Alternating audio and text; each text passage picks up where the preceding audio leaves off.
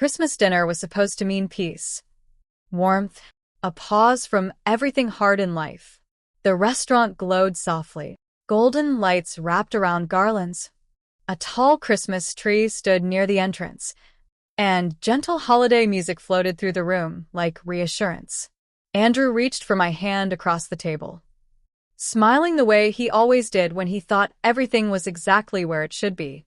I smiled back, because at that moment, I believed it too. Families laughed nearby. Glasses clinked. Servers moved quickly between tables. And for once, I wasn't worrying about tomorrow. Nicole sat across from us, elegant, confident, her voice light as she talked about holiday plans and new beginnings. She had entered our lives months ago, effortlessly, the kind of woman people trusted without questioning why. Andrew admired her. I didn't mind. Or, at least, I told myself I didn't. The waiter brought dessert, something warm and sweet. And Andrew leaned back in his chair, relaxed, content. "This feels right," he said quietly, squeezing my hand. I believed him. At the time. Before I tell you what happened next, let me ask you something. Have you ever had a moment that felt safe, perfect, only to realize later it was standing on the edge of something dangerous? Tell me in the comments. I read everyone. And if stories like this keep you listening, take a second to subscribe. It truly helps more than you know. All right, let me take you back just a little. My name is Megan Lewis, and that Christmas dinner was supposed to be a celebration of how far we'd come. Andrew and I had been married long enough to believe we knew each other, long enough to trust routines, habits, quiet evenings that didn't require explanations. We weren't flashy. We were comfortable, and comfort can be dangerous because it makes you stop watching closely. I didn't notice when Andrew leaned toward Nicole slightly as she spoke. Didn't notice how she lowered her voice at certain moments. Didn't notice that sometimes they weren't speaking English at all because the room was loud, festive, forgiving. And because I never imagined anyone would plan something cruel on Christmas. The dinner ended with laughter, coats pulled on, polite goodbyes, and promises to meet again soon. Andrew drove us home, humming softly to the radio, tapping the steering wheel in rhythm with a holiday song. I went to bed that night thinking, maybe this year, everything would finally be simple. The phone rang the next morning. Early. Too early. An unfamiliar number. I almost ignored it. But something made me answer. "Megan," a man's voice said, careful, controlled. "This is Paul Norton, the restaurant manager from last night." My stomach tightened. "We rechecked the security footage from your Christmas dinner," he continued, lowering his voice. "There's something you need to see yourself." I sat up in bed. "Please come alone," he said. "And don't tell your husband anything." The line went dead. And just like that, Christmas stopped feeling safe. I sat there for a long moment, phone still pressed to my ear, listening to nothing but my own breathing. "Come alone. Don't tell your husband." Those words replayed over and over. Not loud, but sharp. I slid out of bed quietly, careful not to wake Andrew, and stood by the window, watching the pale winter light creep across the street. Nothing looked different. Cars passed. Neighbors walked dogs. Christmas decorations still blinked from porches like promises that hadn't been broken yet. Inside me, something shifted. Andrew stirred behind me, murmured my name softly, half asleep. I turned back toward the bed, smiled gently, and kissed his forehead. "I'm going to run a quick errand," I said, keeping my voice light. "Ordinary." He nodded, already drifting back to sleep. That was the moment I realized something terrifying. Lying wasn't hard. The drive to the restaurant felt longer than it should have. Streets quieter than the night before. Holiday banners hanging limp in the cold air. When I pulled into the parking lot, my hands tightened on the steering wheel. The place looked closed. Lights dim. Chairs stacked. A single employee visible through the glass. For a second, I considered leaving. Then I remembered the manager's voice. I went inside. Paul Norton was waiting near the host stand, his posture tense, his smile strained. "I'm glad you came," he said, lowering his voice immediately. He didn't offer a seat. He didn't offer coffee. Instead, he gestured toward the back hallway. "This way." We walked past the dining room, past the table where we'd sat the night before, the candles still there, melted wax frozen in place. My chest tightened. In a small office near the kitchen, Paul closed the door behind us, locked it, then hesitated. "I shouldn't be doing this," he said, rubbing his hands together. "Then why are you?" I asked, quietly. He met my eyes. "Because this didn't look like an affair problem," he replied, carefully. "It looked like a planning problem." Ouch! That sentence landed hard. He turned the monitor toward me, fingers hovering over the keyboard. "Before I play anything," he said, "I need to ask you something." I nodded. "Do you speak French?" The room felt suddenly smaller. "Yes," I said, calmly, though my pulse had started racing.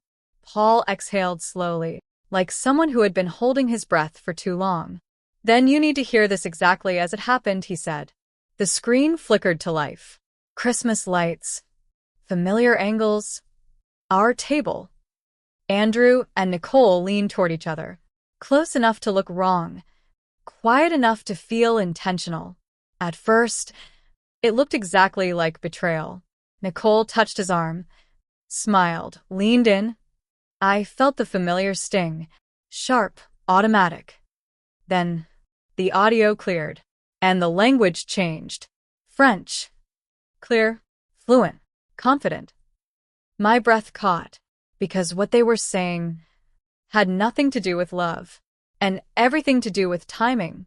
Paul paused the footage, turned toward me, his face pale. "This isn't the only clip," he said. "There's more." And that's when I realized. This wasn't about my marriage. It was about a countdown. Paul replayed the clip, this time slower, louder, the way someone does when they know every word matters. Andrew's voice came through first, calm, relaxed, nothing like the man who had squeezed my hand over dessert. "I told you," he said in French. "She trusts me. Christmas makes everything easier." Nicole laughed softly, not nervous, not playful, confident. "She doesn't suspect anything," she replied, her tone light, almost bored. "And after the holidays, it won't matter." My chest tightened. But I didn't interrupt, because this was no longer about what I felt. It was about what they planned.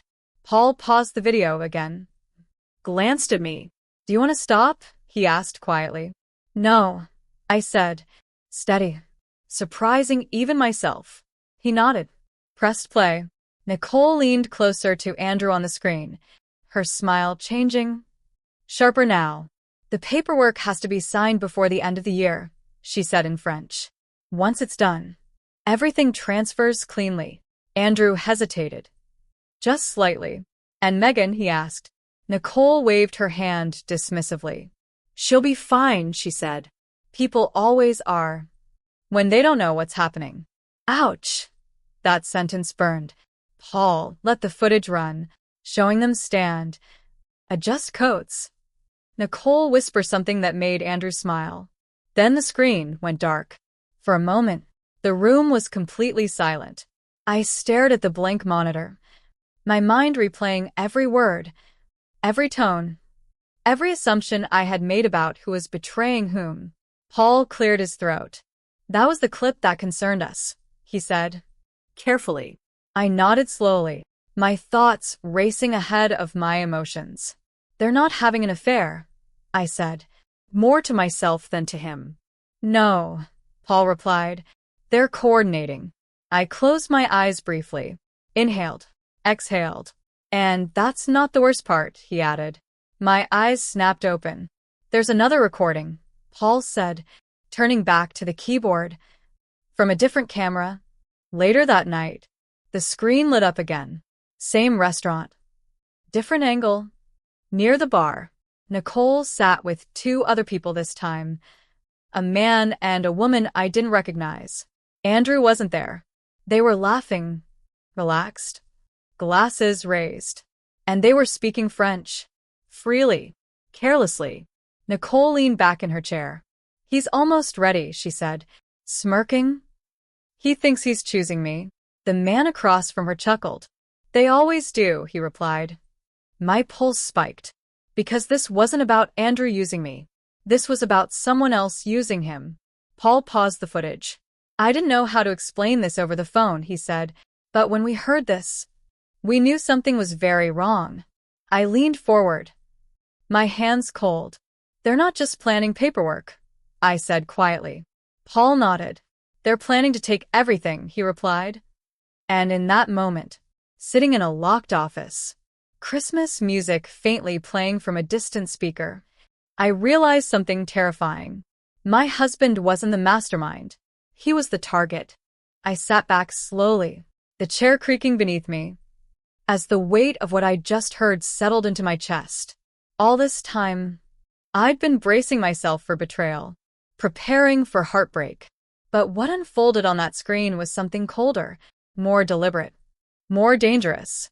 They're using him, I said, quietly, the words tasting strange as they left my mouth. Paul nodded, his face tight. That's what it sounded like to us, he replied. At first we thought it was an affair. Then we listened again. I looked back at the paused frame on the screen, Nicole mid-laugh, her posture relaxed, her eyes sharp. She wasn't hiding anything. She didn't need to. How long have you had this footage? I asked. Since last night, Paul said. We flagged it immediately, but without context. We didn't know what we were hearing. I leaned forward, elbows on my knees, my thoughts racing ahead. They chose Christmas on purpose, I said, more certain now. Everyone's distracted. Offices are slow. People sign things they shouldn't. Paul didn't interrupt. And Andrew thinks he's in control. I continued. He thinks he's making a choice. But he's not, Paul said. No, I replied, my voice steadier than I expected. He's being led. I stood up, paced once, then stopped. Can you export the footage? I asked. Paul hesitated. There are protocols, he said. I understand, I replied, calmly. Then tell me what you can do. He studied me for a moment, then nodded. I can secure it, he said, and I can document when and how it was recorded. That's enough, I said, because evidence doesn't need to be loud. It needs to be precise.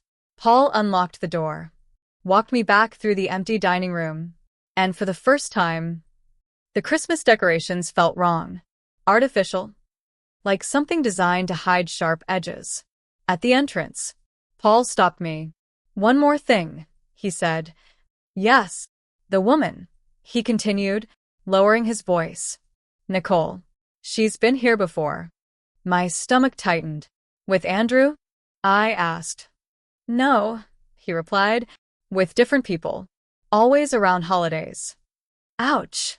That detail hit harder than anything else. Patterns matter.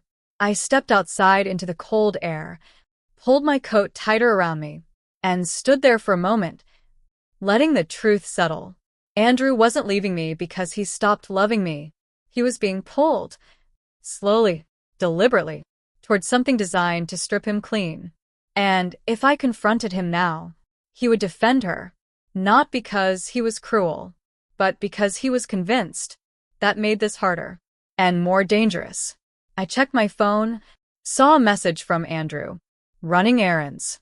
Be home soon. I typed back. Take your time. Because for the first time, the clock wasn't just ticking for me. It was ticking for him. And I had to decide whether to warn him or outthink the people who believed Christmas made them invisible. I didn't go home right away. Not because I was afraid to face Andrew, but because I needed to think without him in the room. I sat in my car, engine off, breath fogging the windshield, Christmas lights reflected faintly in the glass like reminders of how carefully everything had been staged. Nicole had done this before. Paul's words echoed in my mind. Always around holidays. That wasn't coincidence. That was strategy. I pulled out my phone, scrolled past contacts I hadn't spoken to in years, and stopped on a name I never thought I'd need again. Daniel Ruiz. We'd grown up together. Lost touch after college. But one thing about Daniel had never changed. He noticed patterns, and he didn't ignore them. I hesitated, then pressed call. He answered on the second ring. "Megan," he said, surprised, then cautious. "I need your help," I said, quietly, "and I need you to trust me." There was a pause. Then his tone shifted. "Where are you?" he asked. An hour later, we sat in a quiet coffee shop across town, holiday music playing too loudly, people laughing around us. Unaware of the tension at our table, I told him everything. Not emotionally. Factually. The footage. The language, the names, the timing. Daniel didn't interrupt. When I finished, he leaned back, ran a hand over his jaw, and stared at the ceiling for a long moment. "This isn't a lover situation," he said finally. "No," I replied. "It's a confidence operation," he continued. "Romantic manipulation tied to financial extraction." I nodded. "And Christmas," he added, "is when people are most vulnerable." Ouch. Hearing it framed that way made my chest tighten. "I can't investigate this officially," Daniel said, lowering his voice. "Not yet." "I understand," I replied. "But," he continued, "I can look for connections. Quietly." "That's all I'm asking," I said. He pulled out his phone, typed a few names, frowned. "Nicole Sanders," he said slowly. "That name's not clean." My pulse spiked. "What does that mean?" I asked. "It means she doesn't stay in one place long," he replied, "and the people she associates with don't either." He looked up at me. "Megan, this isn't just about your marriage." I swallowed. "I know," I said. Daniel hesitated, then added, "If you confront Andrew too early, they'll accelerate." "That's what I'm afraid of," I replied. He nodded once. "Then don't confront," he said. "Observe." That night, I finally went home. Andrew was already there, wrapping gifts at the dining table, humming softly, looking up with a smile that felt both familiar and fragile. "There you are," he said, warm, relaxed. I smiled back. Steady, controlled. "Long day," I said. He had no idea that while he wrapped ribbons and paper, I was wrapping a net, and Christmas was exactly where I planned to tighten it. From that night on, I watched everything more carefully, not openly, not suspiciously, but the way someone watches when they finally understand the rules of the game. Andrew seemed lighter, almost energized, humming more, smiling at his phone just a little longer than usual, brushing past explanations with ease. And Nicole, she became more present, not intrusive, strategic. She texted Andrew about work ideas, about future plans, about fresh starts that always sounded harmless when spoken aloud. Always in English. Always careful. But when we were out, when she thought no one was listening, she slipped back into French. Soft phrases, half sentences, words chosen to sound casual. And I listened. Because once you know the language, silence becomes a weapon. At a small cafe 2 days before Christmas, Nicole leaned across the table toward Andrew, lowering her voice. "It's easier if she's distracted," she said in French, smiling sweetly. "Holidays do that to people." Andrew laughed quietly, nodded. "She trusts me," he replied. "She doesn't need details." My fingers tightened around my coffee cup, but my face stayed calm. Nicole glanced at me briefly, then looked away, unconcerned. She didn't know. That was her mistake. That evening, Daniel called. I found something, he said, his voice low. Careful. I stepped into the hallway. Close the door softly. Nicole Sanders isn't her real name, he continued. She's used at least 3 variations in the last 5 years. My stomach dropped. She targets men with stable assets, Daniel said. No criminal record on them. Clean reputations. Easy to pressure quietly. Marriage? I asked. Sometimes, he replied. Sometimes business partnerships. Sometimes both. Ouch. The pattern was unmistakable. And the others? I asked. There's a group, Daniel said. They rotate roles. One builds trust. One handles paperwork. One disappears. I leaned against the wall. My chest tight. Andrew's not their end goal, I said quietly. No, Daniel replied. He's a step. That night, Andrew brought up Christmas plans casually, almost rehearsed. Nicole invited us to a small gathering, he said, watching my reaction carefully. Just friends. Nothing big. I smiled. Nodded. That sounds nice, I said. Because gatherings created witnesses. And witnesses created pressure. Later, after Andrew fell asleep, I stood by the window, watching snow begin to fall again. Light, steady, disguising everything beneath it. Christmas wasn't just approaching. It was being used. And the closer we got, the faster Nicole's group would move. Daniel's last words echoed in my mind. Observe, document, wait. But waiting has a cost. Because if Andrew crossed one line too soon, I might not be able to pull him back. And Nicole knew exactly how close that line was. The invitation arrived the next morning, quietly, disguised as something friendly. Andrew mentioned it over breakfast, stirring his coffee, avoiding my eyes just enough for me to notice. Nicole's hosting a small Christmas get-together night, he said. Casual, practiced, a few friends from work. Nothing serious. Nothing serious. That's what people say. Right before something irreversible happens. I nodded. Spread jam on my toast. Kept my movements slow. Normal. Sounds festive, I replied, smiling. Inside, my pulse picked up, because I knew what gatherings meant to people like Nicole. They weren't celebrations. They were checkpoints. The apartment was downtown. Sleek, expensive, decorated like something out of a magazine. White lights, crystal glasses, music soft enough to encourage secrets. Nicole greeted us warmly, kissed Andrew's cheek, hugged me just a second too long.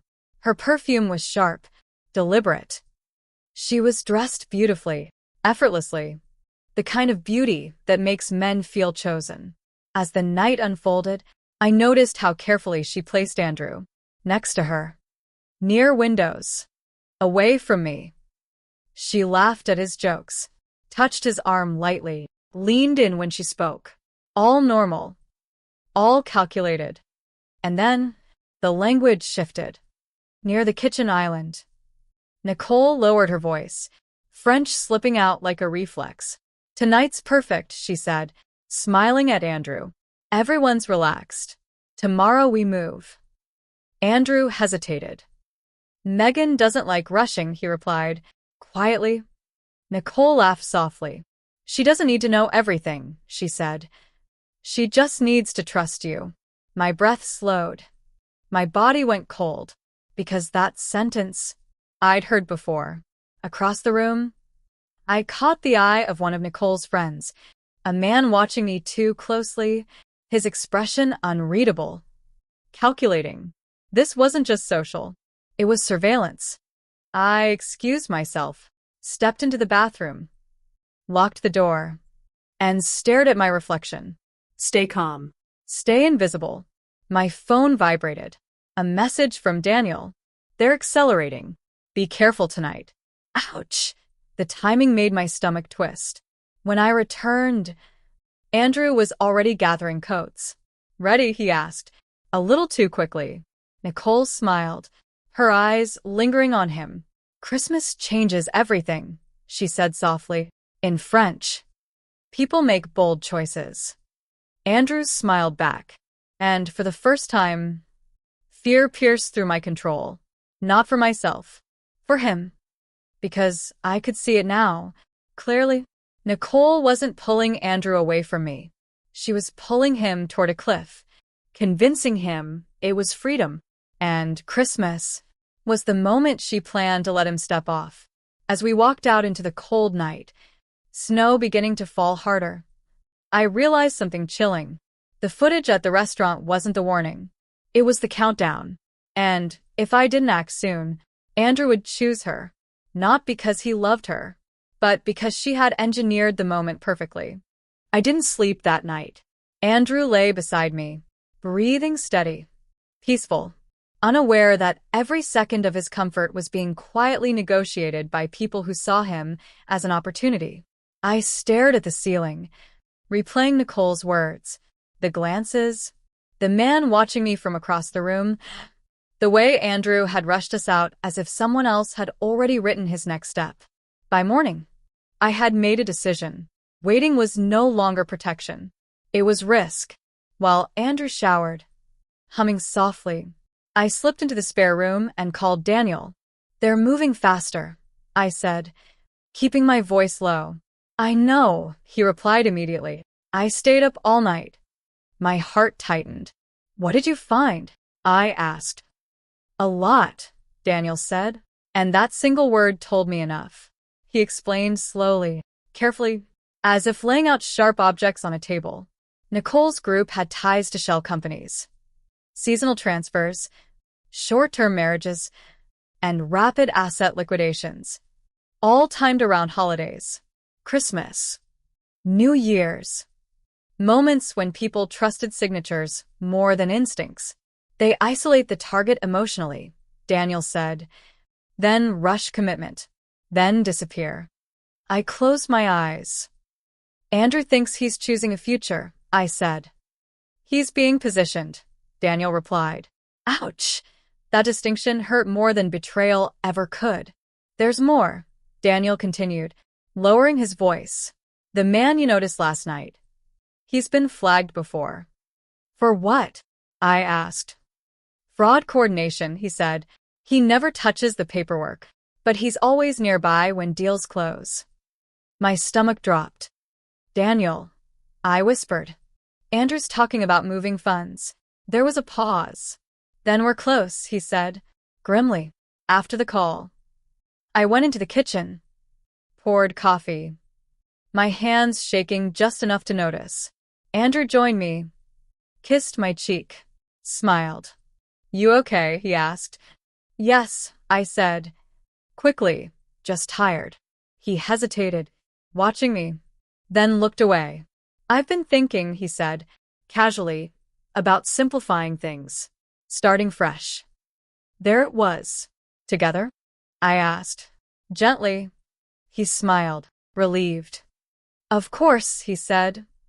But he didn't say, "with you." Later that afternoon, I went back to the restaurant.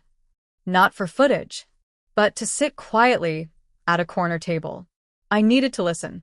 Nicole arrived with her group, laughing, relaxed, already celebrating. They spoke freely, confidently, in French. "She's still calm," Nicole said, swirling her drink. "She trusts him completely." The man beside her smirked. "Then it's almost done." My pulse roared in my ears, because in that moment, I understood something critical. They weren't afraid of being caught. They were afraid of being late. And that meant one thing. Christmas wasn't just decoration. It was their deadline. By the time I left the restaurant, my hands were numb, not from the cold, but from the clarity. Nicole and her group weren't guessing anymore. They were confident. Confident enough to speak openly, confident enough to laugh, confident enough to plan the end while drinking cocktails beneath Christmas lights. That kind of confidence only comes when the final move is already scheduled. I drove home slowly, forcing my breathing to stay even, rehearsing the version of myself Andrew still believed in. The calm one. The trusting one. The woman who didn't question timing. Andrew was in the living room when I walked in, phone in hand, pacing lightly, the way people do when they're excited but pretending not to be. I talked to Nicole, he said, a little too quickly. She knows someone who can help us reorganize things before the new year. Reorganize? Such a harmless word. What kind of things? I asked, keeping my voice soft. Accounts? Documents. Simplifying ownership, he replied, watching my face carefully. I smiled. That sounds responsible, I said. And the relief on his face hurt more than anger ever could, because that relief told me something important. He needed my approval. Nicole had convinced him, but I still anchored him, which meant I still had time. That night, after Andrew went to bed, I opened my laptop quietly, pulling up records Daniel had sent earlier. Names, shell companies, transaction trails, patterns repeating themselves like fingerprints. Every case ended the same way. A signature. A holiday. A disappearance. Ouch. I closed the laptop slowly, pressing my palms against the table. This wasn't about love. It was about timing. I texted Daniel one word. When? His reply came almost instantly. Within 48 hours. My chest tightened. Christmas Eve. Of course. The night when people toast to trust and sign things without reading twice. The next morning, Andrew was unusually attentive, making breakfast, asking how I slept, brushing my arm as he passed. Guilt. That was new. Nicole called around noon, her voice bright, cheerful. Megan, I hope this isn't strange, she said, but Andrew mentioned you might want to join us tomorrow evening. Just something intimate. Christmas spirit. Intimate. I smiled into the phone. I'd love that, I replied. After we hung up, I stared at the wall for a long moment, then exhaled slowly, because I understood the plan now. Tomorrow night, they would push him, offer reassurance, offer romance, offer urgency. And if Andrew agreed, if he signed, everything would be gone. Not just money. Truth. Trust. Us. I stood up, walked to the window, watched snow begin to fall again. Heavier this time. Quieter. They thought Christmas softened people. They thought love made people careless. They were wrong, because Christmas also brings people together. And when done right, it creates witnesses and consequences. That afternoon, I made a choice I knew I couldn't undo. I didn't confront Andrew. I didn't warn him. I didn't ask questions that would make him defensive. Instead, I prepared the room, because if I tried to pull him back too early, Nicole would tighten her grip. And if she tightened it, I might lose him completely. I called Daniel again, stepped outside into the cold so Andrew wouldn't hear my voice change. Tomorrow night, I said, quietly, they're planning to push him. I know, Daniel replied. We're ready. Ready how? I asked. He paused, choosing his words carefully. Enough evidence to intervene, he said, but only if they reveal intent clearly. That was the risk. Intent. Plans spoken aloud. Documents presented. Pressure applied. Without that, everything stayed circumstantial. I can give you that, I said. Silence on the line. Megan, Daniel said, slowly, that puts you in the middle. I already am, I replied. When I went back inside, Andrew was on the couch, reviewing something on his tablet, smiling faintly, the look of a man convinced he was about to make a smart move. Tomorrow night, he said, looking up at me.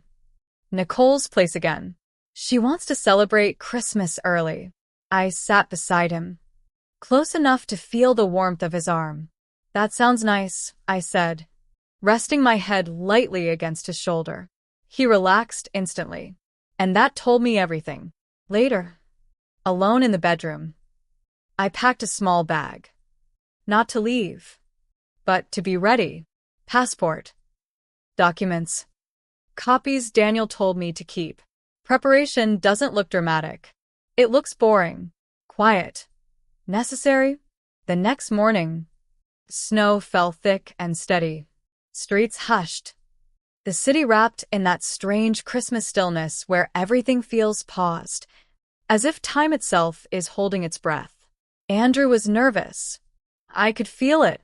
He dressed carefully, checked his phone too often, practiced a smile in the mirror. "You look nice," I told him. He smiled, relieved.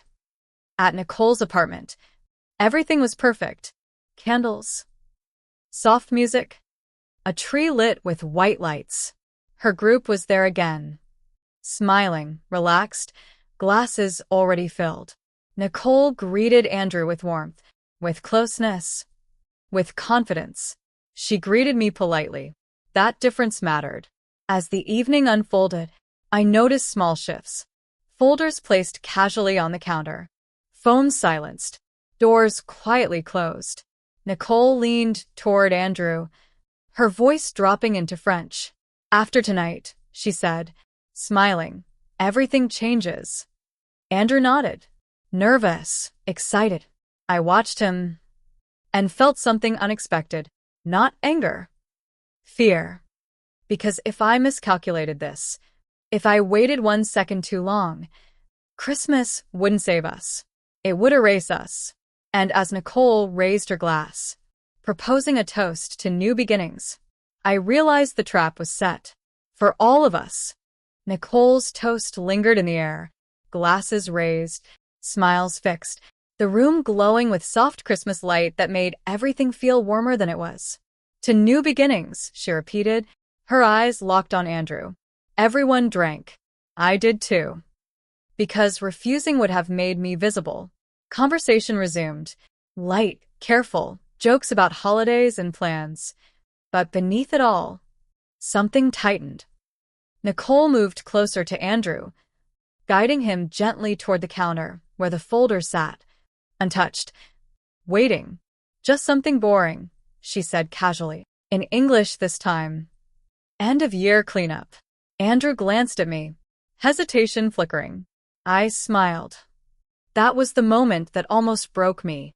But if I saved him now, they would scatter.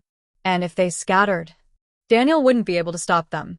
Nicole opened one folder, slid papers forward, her voice dropping into French again. "This protects you," she said softly. "After this, no one can question your decisions."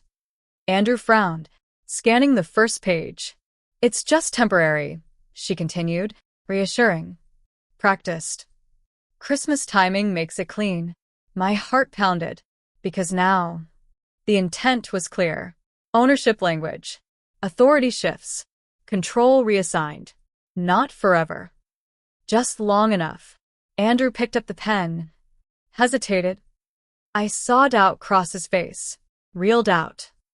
Nicole leaned closer, her hand resting lightly on his arm. "You trust me," she said quietly. Ouch! That sentence cut deeper than betrayal, because trust was exactly what she was stealing. I stepped forward, deliberately, placing my glass down with care. "Can I see?" I asked, gently as if curious. Harmless. Nicole froze for half a second, barely noticeable. But I saw it. Andrew looked relieved.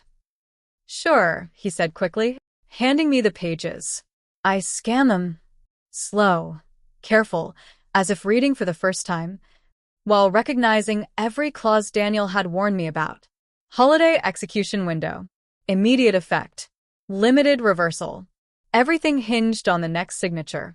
I looked up, met Nicole's eyes, smiled. In French, I said softly, calmly, "You called this clean." The room went silent. Nicole's face drained of color. Andrew turned toward me sharply. "What?" he asked. I continued, steady, controlled, repeating her words back to her. Exactly as she'd said them earlier that day. Tone, phrasing, intent. Her friend shifted. Glances exchanged. Bodies tense. "You thought no one here understood you," I said quietly. "Especially me." Nicole opened her mouth, then closed it. Because denial wouldn't work. Andrew stared at us both, confusion giving way to realization. "What is this?" he demanded. That was the moment. The exact moment Daniel needed. Because intent had been spoken, recorded, witnessed. My phone vibrated silently in my pocket. One message. "We have it." And as Nicole stepped back, her confidence gone, replaced by calculation, I knew. Christmas hadn't erased us. It had exposed them. For a few seconds, no one spoke. The music kept playing softly. Christmas lights continued to glow, but the room had changed completely. Andrew looked from me to Nicole, then back to the papers in his hand, his confusion sharpening into something darker. "What is she talking about?" he asked, his voice tight, controlled, but shaking underneath. Nicole recovered first. She always did. "That's ridiculous," she said quickly, laughing once, too sharp. "She's misunderstanding. You know she doesn't like me." Ouch. That lie came too fast. I didn't argue. I didn't raise my voice. I simply looked at Andrew. "She's been speaking French around you for weeks," I said, calmly, because she believed I didn't understand it. Andrew's face drained of color. "Nicole," he said slowly, "is that true?" She hesitated. Just a second. But that second was everything. One of the men near the window shifted his weight, his eyes flicking toward the door, then back to Nicole. That movement told me more than words ever could. Nicole straightened, her smile gone now, replaced by something colder.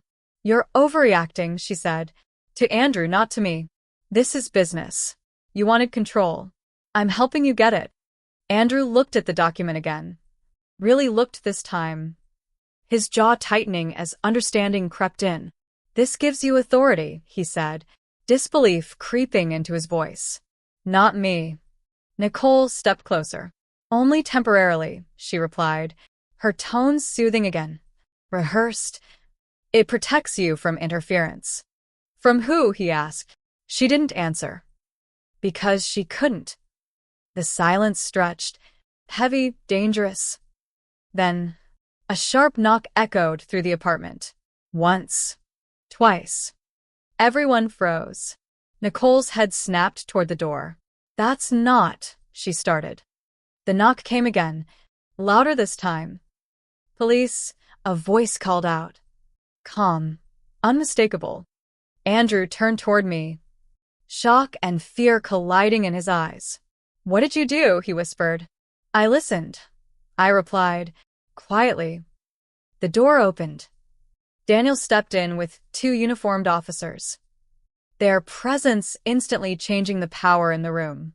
No shouting. No chaos. Just authority. Nicole backed away instinctively, her friend stiffening, hands visible, suddenly cautious. Daniel met my eyes briefly, nodded once. "Nicole Sanders," he said, evenly, "or whatever name you're using today. You're being detained for questioning related to financial fraud and conspiracy." Andrew stared at her, the woman he thought he was choosing, seeing her clearly for the first time. "This isn't what it looks like," she said, desperation slipping into her voice. Daniel glanced at the documents on the counter, then at Andrew. "It's exactly what it looks like," he replied. As Nicole was escorted toward the door, she turned once, her gaze sharp, furious, calculating. "This isn't over," she said, to me. I met her eyes, steady, unflinching. "Yes," I replied. "It is."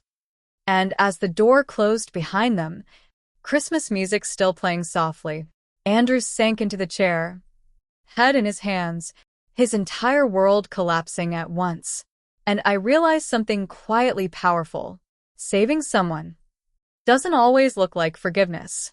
Sometimes it looks like stopping them from stepping off a cliff they never saw. The apartment felt hollow after they left. Not empty. Hollow. Like the echo after something collapses and the dust hasn't settled yet. Andrew stayed seated, shoulders slumped, hands covering his face, breathing shallow, uneven. The sound of a man realizing how close he came to destroying his own life. I didn't rush to him.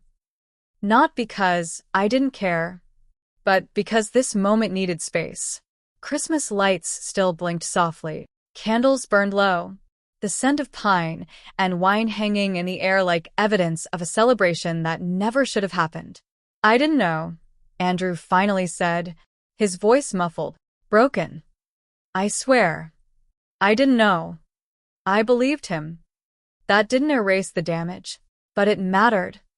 They knew exactly what to say, he continued, lifting his head slowly, his eyes red, unfocused. They made it sound reasonable, temporary, like I was protecting us. Ouch, that word again. Us. They weren't protecting us, I replied, calmly sitting across from him, keeping distance. They were isolating you. He nodded, slowly, like someone replaying every conversation backward. When did you figure it out? He asked. Before you did, I said. Honestly. He flinched. I heard them. I continued, when they didn't know I could understand them. Silence filled the room again. Heavier now, layered with regret. I almost signed, Andrew whispered. I didn't correct him. Because almost still matters. Daniel approached quietly, his presence grounding. They'll hold them tonight, he said. Professional. Measured. We already connected them to multiple cases. Andrew looked up sharply. Multiple, he asked. Daniel nodded. You weren't their first attempt, he said, just their most recent. Andrew leaned back, staring at the ceiling, swallowing hard. I let them get close, he said, his voice cracking. I let them near you. That part. I replied, softly, we deal with later. Because survival comes before repair. Daniel handed me my phone. You did the right thing, he said, quietly. I nodded, though my chest felt tight. After Daniel left, Andrew stood slowly, unsure, tentative, like a guest in his own life. I don't expect forgiveness, he said. Finally, I don't even expect you to stay. That was new. Honest. I expect time, I replied, calmly. He nodded, grateful for even that. Outside, snow fell heavier now, covering the city in white, erasing tracks, hiding chaos beneath beauty. Christmas does that. It makes disasters look peaceful. But as I watched Andrew sit quietly, wrapped in the consequences of choices he never meant to make, I knew something else was coming. Because criminal groups don't disappear quietly. They retaliate. And Nicole hadn't looked afraid when she left. She had looked angry, which meant this story wasn't finished yet. Not even close. The first sign that Nicole's group wasn't finished came the next morning. Not loudly. Not violently. Quietly. I noticed it when my phone lost signal. Just for a moment. Then came back. Andrew didn't notice. He was still moving through the house like someone relearning gravity. Touching objects. Sitting, standing, stopping himself from speaking mid-sentence as if words might cause more damage. But I noticed. Because once you've seen behind the curtain, small things stop feeling small. Daniel called around noon, his voice tight. They made bail, he said. My stomach dropped. That was fast, I replied. Yes, he said, and not cheap. Andrew looked up sharply from the couch. They're out, he asked. Daniel hesitated, then answered honestly. Yes. But that doesn't mean free. After the call, the house felt exposed. Not unsafe, yet, but watched. I closed the curtains, checked the locks. Something I hadn't done in years. Andrew watched me, guilt heavy in his eyes. This is my fault, he said. No, I replied, calmly. It's the cost of interfering. That night, the first message arrived. Unknown number. No words. Just a photo. The front of our house. Taken from the street. Ouch. My pulse jumped, but my hands stayed steady. I didn't show Andrew right away, because panic would only help them. Daniel arrived shortly after, already aware. They're testing boundaries, he said, scanning the image. Can they do more? Andrew asked, his voice low, strained. Yes, Daniel replied, honestly, but they don't want attention. That was the key. Criminal networks thrive in shadows. Exposure hurts them, which meant they wouldn't strike hard. They would intimidate, subtly. Another message came just before midnight. This time, text. You should have stayed quiet. Andrew read it over my shoulder, his face pale. I never wanted this, he said. I know, I replied. But wanting doesn't stop momentum. Daniel looked at both of us. They're hoping fear makes you recant, he said, or make a mistake. Will it work? Andrew asked. Daniel met his gaze. That depends on you. Silence fell again. Heavy, electric? Andrew straightened slowly, his fear shifting into resolve. What do I do? He asked. For once, I said. Gently, you listen. The next morning, Christmas Eve, dawned gray, quiet, the city holding its breath. We packed small bags. Not to run, but to reposition. Witness protection wasn't necessary, yet. But visibility was. Because darkness is their advantage.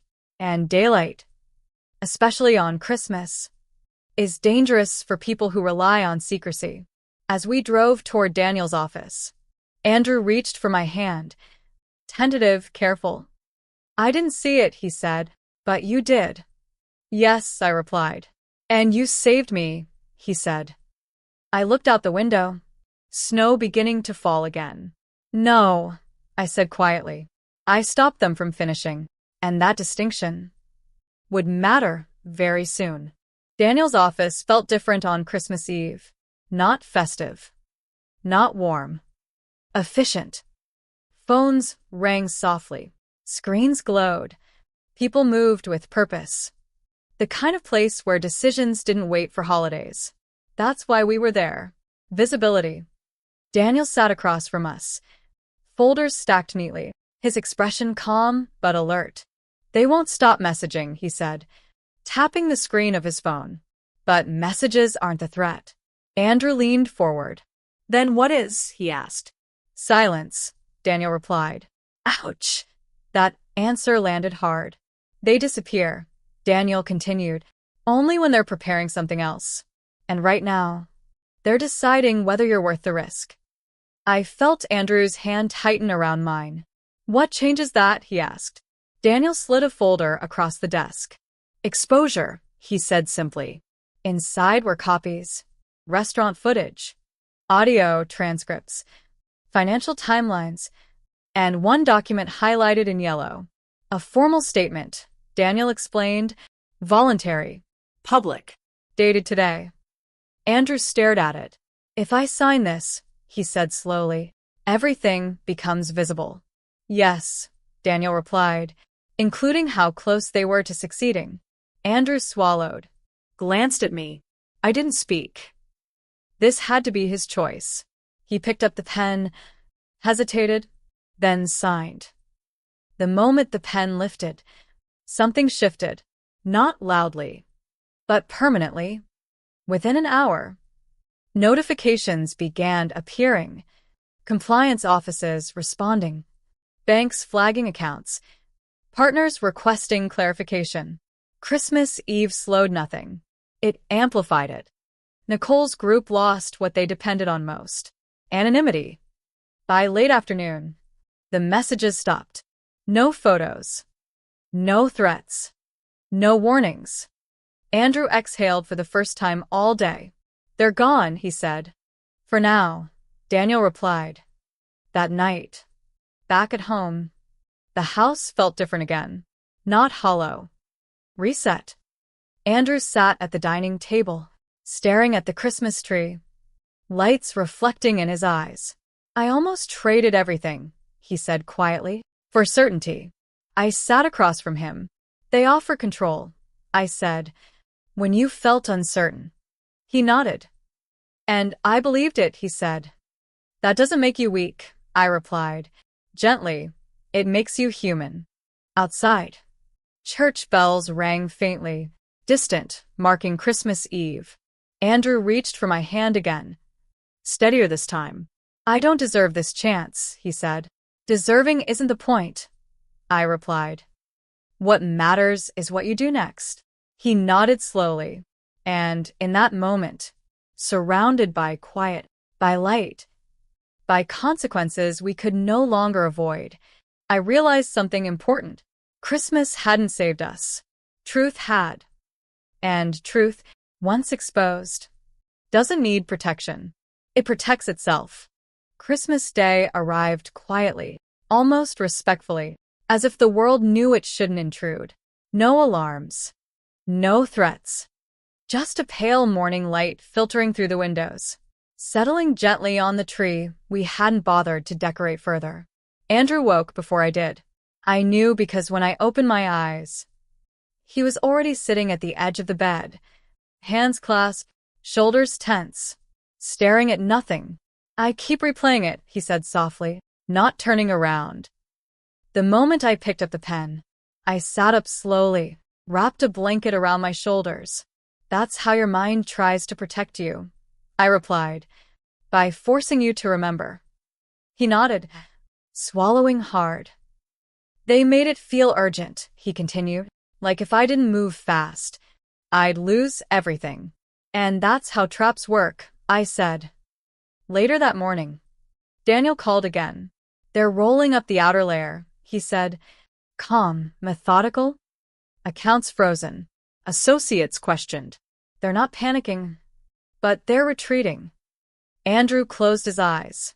All because I listened to the wrong person, he said. No, Daniel corrected, because you trusted without verifying. That distinction mattered. After the call, Andrew stood by the window, snow drifting lightly outside, Christmas morning unfolding as if nothing extraordinary had happened. I put you in danger, he said quietly. Yes, I replied. Honestly. He flinched. But you also stopped when it mattered. I continued. That's the difference. We spent the afternoon quietly. No guests, no forced cheer. Just the two of us and the weight of what almost happened. Andrew didn't try to justify himself anymore. He didn't rush forgiveness. He listened. That was new. That evening, the doorbell rang unexpectedly. Andrew stiffened instantly. I met his eyes. Steady, calm, then walked to the door myself. It was a courier. No uniform. Just an envelope. Inside, a formal notice. Charges expanded. Network identified. Multiple arrests pending. Andrew read it twice, his hands shaking slightly. They're finished, he said. Yes, I replied. Because you didn't protect them. He sank into the chair, exhaled slowly, the tension finally breaking. I thought strength meant control, he said. But it just made me blind. I sat beside him, close but not clinging. Strength, I said, gently, is knowing when to stop listening to your own fear. That night, as the house settled into silence, Andrew turned to me. If you had stayed quiet, he began. I looked at him. We wouldn't be here. I finished. He nodded, tears finally breaking free. Not dramatic, not loud, just honest. And in that moment, I knew something had truly changed. Not the danger, not the past, but the direction.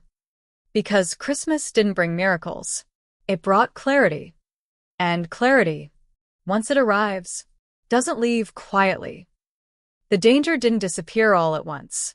It thinned, like fog lifting slowly, leaving shapes behind that you hadn't noticed while everything was blurred. Daniel called again 2 days after Christmas. His tone quieter this time, steadier. They've started turning on each other, he said. That's usually the end. I closed my eyes briefly, exhaled. Nicole, I asked. She's cooperating, Daniel replied. Not because she regrets anything, but because she knows when the game is over. Ouch! That sounded exactly like her. Andrew listened from across the room, his expression unreadable, absorbing each word like a lesson he would never forget. When the call ended, silence filled the house again, but it felt different now. Not heavy. Honest. "I don't think I deserve you," Andrew said quietly, staring at the floor. I didn't answer right away, because this part mattered. Deserving isn't the same as changing. "I didn't save you because you deserved it," I said finally, my voice calm, grounded. "I did it because I chose not to let lies win." He nodded slowly, accepting that truth. "I don't want to be that man," he said, "the one who needed someone else to feel powerful." "That man," I replied, already lost. He looked up at me, surprised. "You didn't sign," I continued, "and you listened when it counted." That was the line. The difference between manipulation and choice. That afternoon, we went for a walk. Something we hadn't done in months, without phones or distractions. Snow crunching beneath our feet. The city quieter than usual. Andrew stopped suddenly, Turned toward me. "If you want to leave, I'll understand," he said. I met his gaze. Steady, measured. "I'm not deciding that today," I replied. He nodded, relieved but not entitled. That mattered. Later that evening, another message arrived. Unknown number. No threats. Just one line. "You ruined everything." Andrew stiffened. I took the phone, typed once, and sent it back. No. "You revealed it." Then I blocked the number. And just like that, the last thread snapped. Because criminals rely on fear echoing. Silence starves them. That night, Andrew slept deeply for the first time in weeks, his breathing slow, unguarded. I stayed awake a little longer, watching the lights on the tree, thinking about how close we'd come to losing everything that mattered. Not money, not property, agency. And I understood something fully then. This story wasn't about saving a marriage. It was about reclaiming choice. And choice, once reclaimed, doesn't need permission. The days that followed felt unfamiliar. Not dramatic, not tense. Quiet. The kind of quiet that comes after something dangerous has finally passed. When your body hasn't caught up yet, and every silence still feels like a warning. Andrew tried not to hover.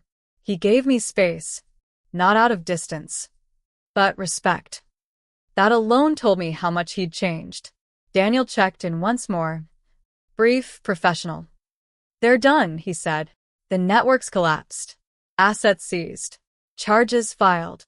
I thanked him, quietly, knowing words weren't enough to express what he'd helped prevent. When the call ended, I stood by the window, watched snow melt into wet pavement. Christmas decorations already coming down across the street. Life moving forward, indifferent to how close we'd come to losing control of it. Andrew joined me, stood a few feet away, careful not to assume closeness. "I keep thinking about how calm you were," he said, softly, "when everything was falling apart." "That wasn't calm," I replied. "That was focus." He nodded. "They underestimated you," he said. "Yes," I agreed. "And so did you." He didn't argue. That afternoon, I went back to the restaurant. Not because I needed answers, but because I wanted closure. Paul greeted me with relief in his eyes. "I'm glad you're okay," he said. "So am I replied. He handed me a small envelope. "We pulled this from a secondary camera," he said. "We didn't use it officially, but I thought you might want it." Inside, a still image. Nicole, laughing, confident, completely unaware. Power frozen in a single moment.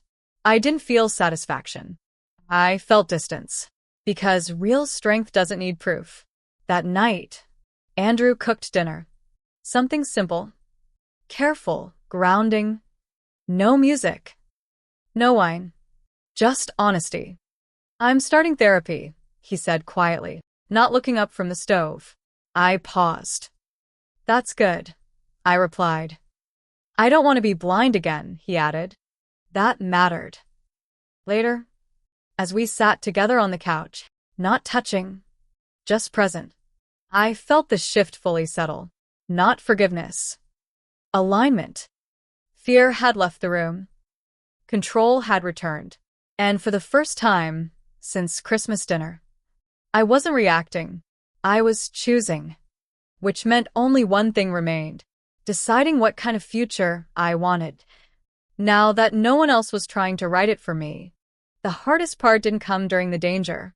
It came afterward, when everything went quiet enough for honesty to speak. A week passed. Then another. Routine slowly returned.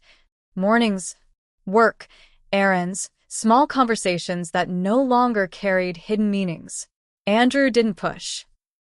He didn't ask where we stood. And that restraint told me more than promises ever could. One evening, as we sat at the kitchen table, the last of the Christmas decorations boxed up and stacked by the door, Andrew finally spoke. I need to say something, he said, his voice steady, unforced. I nodded. I didn't just almost lose our life together, he continued. I almost gave it away. I listened. I liked feeling chosen, he admitted. Powerful, certain. And I didn't notice when that need became a weakness. Ouch. That was the truth. And when you exposed it, he said, you didn't embarrass me. You stopped me. I held his gaze. Steady, calm. That doesn't disappear overnight, I replied. I know, he said quickly. I don't expect it to. Silence followed, not awkward, but necessary. I won't ask you to stay, Andrew added, and I won't ask you to leave. That was new. Ownership without demand. I took a slow breath. That's the first time you've truly trusted me, I said. He nodded. Yes, he replied. That night, lying in bed, space still between us, I realized something important. The story could have ended with exposure, with arrests, with relief. But real endings are quieter. They happen when fear stops guiding decisions. The next morning, I packed a small bag. Andrew watched, silent, respectful. I need time, I said. I understand, he replied. I'm not leaving because I'm angry. I continued. I'm leaving because I need to hear my own thoughts again. He nodded. You'll come back? He asked, carefully. I don't know yet, I answered, honestly. And that honesty felt powerful. As I walked out the door, winter air sharp against my face, I felt something I hadn't expected. Peace, because for the first time, I wasn't choosing between love and safety. I was choosing myself.